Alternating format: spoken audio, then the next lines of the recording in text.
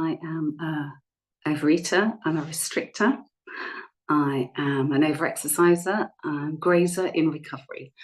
I feel a bit nervous, but I just really hope, and I've just had a little word with my herb Howard, that I say something that's useful. That's my main thing, because this is service. So I'm going to do 5 minutes of what it was like, 5 minutes what happened, and 5 minutes what I do now. So I had a fantastic childhood. So I was about 5. So I was really loved and protected and nurtured. And then we moved, and like the whole family had a bit of my dad had an amazing job. My mum was depressed and lonely. My brother got bullied at school. Everything kind of went downhill from there, really. My brother became really bullying towards me. And that happened from like 5 or 6 till I left home at 18. So he was very emotionally abusive. Every single day he said I was fat, thick, ugly. He's very coercive, controlling. My parents were lovely, but totally not present and not protective for those years.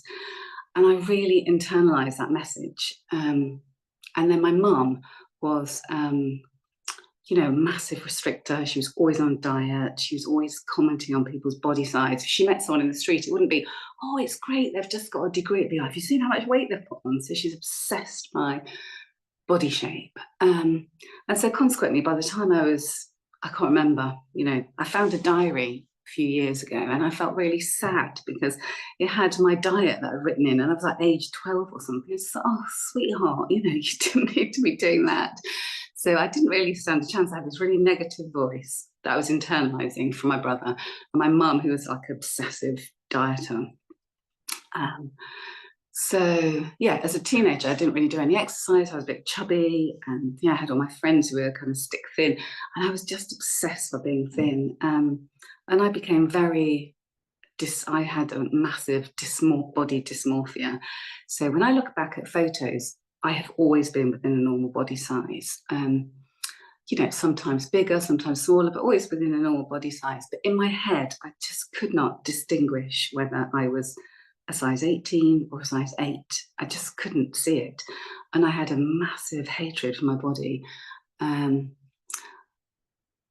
Basically from that internal voice of my brother, fat, thick, stupid. So I found it really difficult. I think I didn't realize I was having a difficult time. I just thought that's life. 18, I left home like that. I was out of there. Went on, had a great life, got a career, met my husband, traveling around the world, got married, had kids. It was all kind of, great. But underneath, I had this absolutely secret eating disorder. My husband didn't know till I came into OA 10 years ago that I had an eating disorder. So my form of eating disorder was I wouldn't binge, like go and buy a load of food and binge. I would literally go to the cupboard, have a biscuit, go and sit down, go back to the cupboard, have a biscuit, go and sit down, go to the cupboard, have another biscuit.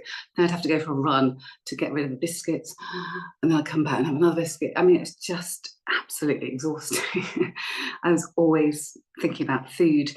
Food was my support system. If I went for a walk, I couldn't just go for a walk with a bottle of water in my rucksack. I had to have like a whole packed lunch just in case.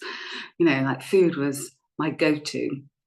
But then also it was the thing that I hated because I never had the body shape I wanted. And, if you'd asked me until I came to recovery, what's the one thing, if you could have one wish, what would it be? The sad thing is, it wouldn't be world peace or, to be thin. And I wasn't fat. So it's like, that is insanity. That is the massive insanity of this disease. So I kind of carried on with my eating disorder like that. I had 2 children, and then I had a third. And so I had 2 gorgeous kids, and it was all great. And then I went and had my third child, and she was born with severe disabilities, and that really triggered the eating crazy and the over-exercising. So, I mean, maybe it was good for her, but as a tiny little, disabled baby, I was walking for miles with her across the moor, and I mean, I think it's probably good for her, but it was just crazy. I was just really demented, and the eating got more and more strange. But I carried on. And then when my first daughter, ordinary developing daughter, was about 14, I noticed there was some Thank you. I noticed there was some disordered eating going on, and I just thought, oh, Kirsten, you have passed this. My mum had it, now I've got it, now I'm passing it on. I've got to sort this out. So I Googled, I just thought, if only I was an alcoholic, you know, I could go to AA, and I Googled, is there anything else? OA. Anyway, turned up at the meeting, and everything changed. I got recovery kind of on the first day. I was astonished at the meeting because someone said, yeah, all I've got to do is have 3 meals a day and talk to my higher power. And I was like, 3 meals a day? I had never thought about life in 3 meals a day. I just grazed all day long. You know, I have quite severe teeth problems because I ate all day long. And it's such a relief to have 3 meals a day, you know, because I literally eat. I don't think about food for 5 hours and I eat. And I don't think about food for 5 hours and I eat, and I'm done. It's such a simple way to live my life. It's just like, wow, I came into recovery 10 years ago at 47, and I was just thinking, wow, you know, when I hear people on here who are in their 20s, I just think you're so lucky because you've got this, you know, you've got this early and you've got it for life. So I came in, 10 years ago, and what I've been doing is I've had the same sponsor for 10 years, and now I've got another one, so I've got 2, which is really greedy, but that's okay. That's good for me. I have been going to meetings regularly, and I've been giving service regularly, and I've been talking to my higher power. So I'll just talk about spiritual awakening, actually. So that was the amazing thing for me, the spiritual awakening. I always had a spiritual connection with something and didn't really know what it was. And my husband's a massive atheist, and, you know, I found the whole God thing a bit hard at first. But what's happened is I have found my home, you know, in my higher power. I just think I didn't realize, but I think I was full of fear, full of anxiety.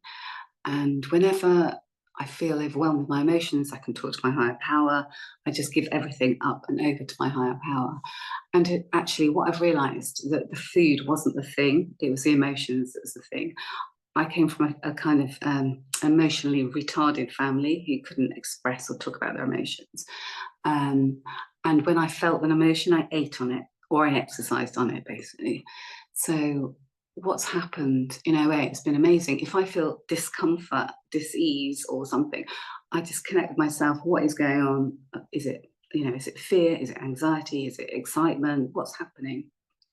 And once I've kind of connected with that emotion, I just allow it to be, and I just ask my higher power, I let it be, just let it be in my body. And I know that if I feel the emotion, it will flow through and it will go out the other side, and I don't need to eat on it. And sometimes I just need to feel where it is in the body. So the connection to the higher power has been massive for me, because I just feel like I've got a kind of, I'm in God's pocket, if you want. I've always got someone got my back now. After always having my own back, I've got someone who's got my back. And then also I've kind of grown up emotionally, and I can feel my own emotions, and I can own my own stuff, which is, you know, a really important thing. The other thing is, I had an incredibly harsh inner critic. So really, you know, and that inner critic was, on one hand, was incredibly stubborn. I could do anything, you know, I could do an MSc being dyslexic, I could kind of, you know, do a 10-day walk, you know, it was, made me do stuff, but it was harsh, really hard. And so what I've learned in OA is to love myself. So I love myself and nurture myself, and I love my body, which is the amazing thing as well. The other thing happened was the body dysmorphia just disappeared. It's incredible. So now I look in the mirror and I just say, hey, body, you're brilliant. You can walk, you can run, you can do yoga. I used to hate my legs. I love my legs. I think they're great now. It's amazing, that kind of amazing 360 turn or 180 turn, you know, just away from that body hatred and body love now. And what I use is compassion. So when I'm in a difficult situation now, instead of beating myself up or trying to kind of, you know, fight my way out of it or problem solve my way out of it, I use self-compassion, and that's what I've learned in this program. And the other thing I've learned in this program is gratitude, because what I didn't realize is there was some level of self-pity and self-centeredness and self-obsession. And what I do now is I use gratitude. So that has been a massive part of my life since I came into OA. So yeah, I just try and do a daily gratitude list, whether sometimes I send it to a fellow, sometimes I just say it out loud, sometimes I write it down, but it just changes everything. So if I'm having a day where I just think, oh, I'm a bit overwhelmed, this is too much, that's too much, I just turn around and go, hey, look what you've got. And, you know, when I've had, my theory is that the worse the day, the more gratitudes I have. So a few years ago, I had a massive falling out with a friend, and it was like devastating, and I found it really difficult. And some of those days I had to literally write down 200 gratitude. But I did it, and it, you know, it was literally like, I've got a nose, I've got eyes, I can see a tree, I had a lovely cup of coffee, I've got a hot shower. You know, it doesn't have to be something massive. So gratitude, self-compassion, and working the program.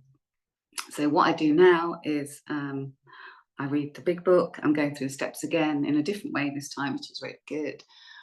Try and practice my step 10s. So that's the other thing I love about this program. If you've done something that makes you feel, if I've done something that makes me feel icky, I can just do a step 10 and then just sort it out straight away.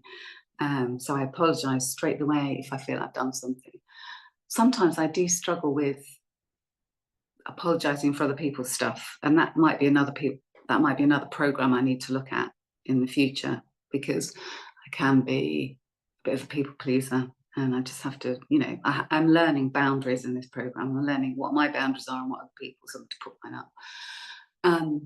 But yeah, I try and come to meetings regularly, do service. At the moment, I've always had a sponsor. At the moment, I haven't. I had a really difficult year last year when my disabled daughter was moving into supported living, and it was just really full. And I didn't have a sponsor for that year, but I think I'm ready. You know, I need to get back to having a sponsor, because that is part of my recovery. Yeah, I just feel that it's a support network. You know, the people are amazing. And I love this meeting particularly because they do the 3 and 3 or 2 and 2. And so if you're not on that app, WhatsApp, get on it, because it's amazing. You can just put 2 and 2, and then someone will ring you up, and you have a little chat, and whatever's bothering you is gone for the day, and you're done. Or you can leave someone a voice message. So yeah, so I'll just see if I've made some notes. If there's anything else, I've only got a minute left. If there's anything else I wanted to say. Yeah, I think what I feel now is safe. I feel safe in my body. I feel safe in the world. I feel like I didn't realize I felt fearful or anxious, but I did. So I feel what I've got is safety, connection to my higher power. I've got a love for my body. I've got a program that works. Yeah, I think that's it. Just want to say thanks to everyone for turning up, and thanks to everyone doing the meeting. This is a really good place to connect.